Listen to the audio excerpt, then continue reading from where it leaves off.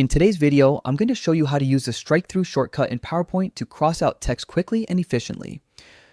Whether you're preparing a presentation for work, school, or any other occasion, using strike-through can be a great way to mark edits, show corrections, or add a unique visual style to your text. To get started, open PowerPoint on your computer and load the presentation where you want to use this feature.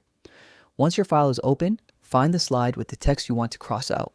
Now, simply highlight the portion of text you'd like to apply the effect to. Just click and drag your mouse over it.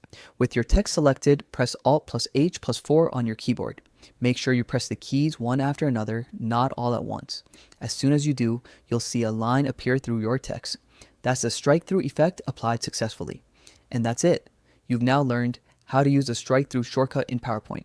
It's a quick and handy trick for editing slides, tracking changes, or adding emphasis without deleting your text. If you found this tutorial helpful, don't forget to like the video and subscribe for more simple PowerPoint tips. Thanks for watching, and as always, happy presenting.